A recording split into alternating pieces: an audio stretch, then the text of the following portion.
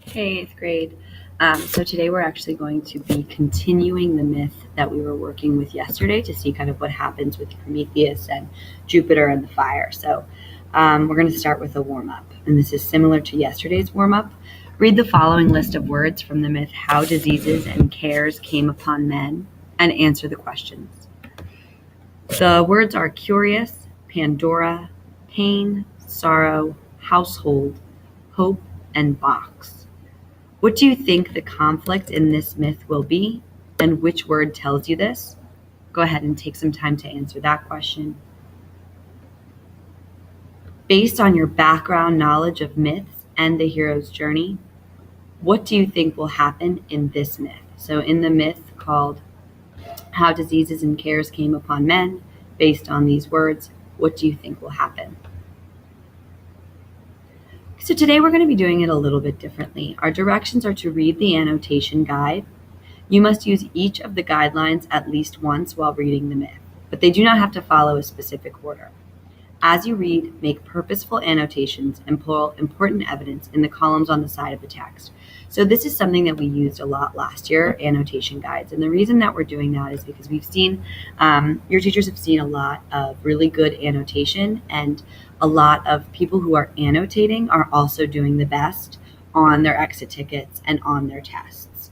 And annotating just means that you're marking on the text, that you're retelling and you're summarizing and you're making those connections in the text through underlining, through summarizing, through circling vocabulary, asking questions, and identifying things like theme or main idea. So our guide is this. We want to underline important evidence, identify and describe the setting of the text. So you would just draw a little hashtag in the annotation and identify the setting. If you want to describe a character, you put a smiley face and describe the character. If you have a question, you write a question mark and write down your question. To summarize, an S and an arrow, especially with difficult or confusing parts of the text. If you're going to identify a theme, write your capital T and write the theme. Remember, we can have multiple themes in the text. If you want to retell an interesting or a surprising part of the text, an exclamation mark. Put a star next to the most important events in the text, and then circle any unfamiliar or confusing vocabulary words, and you can always try and define them on the side in your annotation space.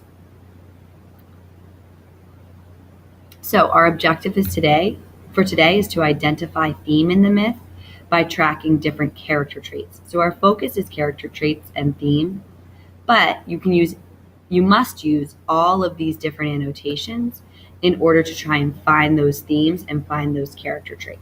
So I'm going to do a couple with you, and then you're going to be on your own to try and annotate. So our task is to annotate the text using the annotation guide. You should have one annotation in each section of the column, and you must use each annotation at least once throughout the story, but you do not need to use them in any particular order.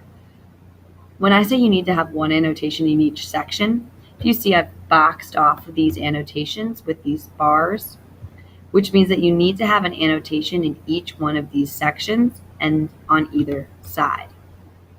So for example, on this first page, you should actually have 6 annotations because you have 3 boxes on either side. Let's get started with our myth. How diseases and cares came among men. Things might have gone on very happily indeed, and the golden age might have really come again had it not been for Jupiter. But one day, when he chanced to look down upon the earth, he saw the fires burning, and the people living in houses, and the flocks feeding on the hills, and the grain ripening in the fields, and this made him very angry. Who has done all this? He asked. And someone answered, Prometheus. What, that young Titan? He cried. Well, I will punish him in a way that will make him wish I had shut him up in the prison house with his kinsfolk. But as for those puny men, let them keep their fire.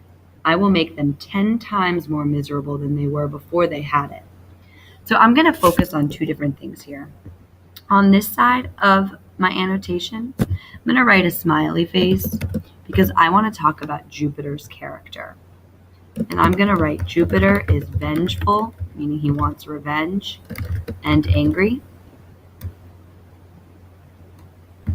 And I'm going to underline some evidence to support him. This made him angry.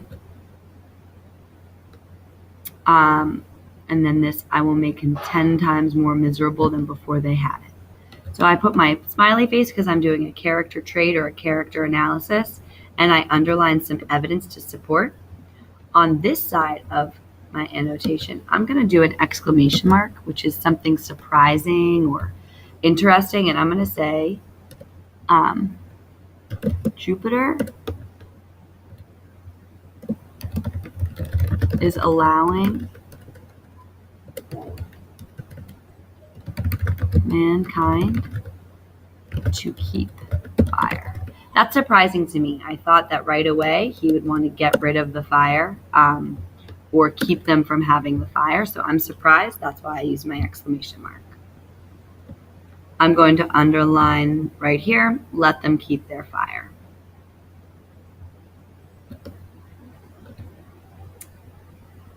Of course, it would be easy enough to deal with Prometheus at any time, and so Jupiter was in no great haste about it.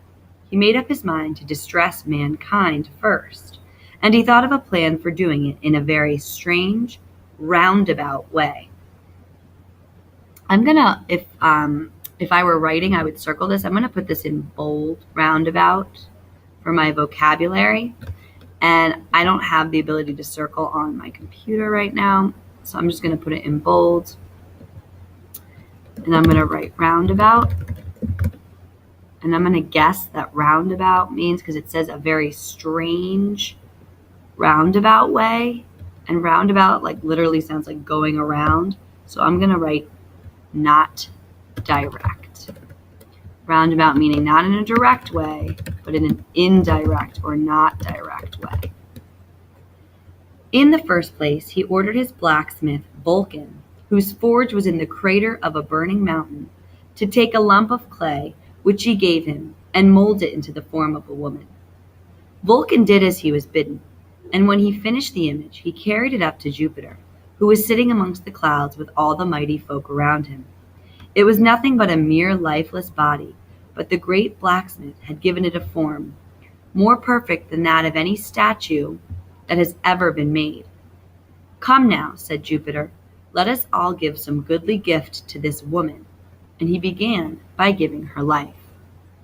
So this is kind of an interesting or a strange place in the text. So I'm going to do my summarizing based on what's happening here with Vulcan and the clay and the mighty folk and the statue. So remember, my summarizing symbol is an S and an arrow. And I'm going to say that Jupiter asks Vulcan to make a woman out of clay so that he can use her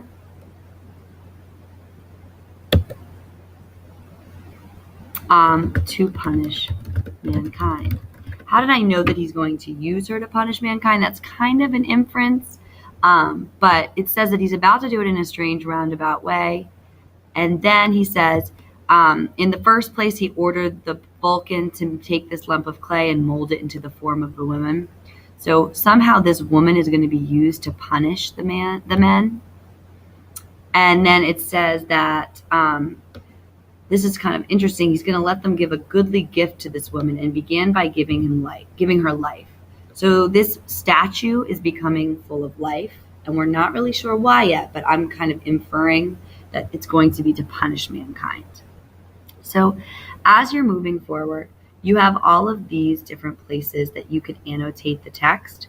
And again, you should be using this annotation guide in order to do so. So we've already underlined evidence. We've talked about characters, we've summarized, and we've circled some unfamiliar words. So make sure that if you're moving forward, you're describing setting, talking about questions, identifying a theme, and starring important events.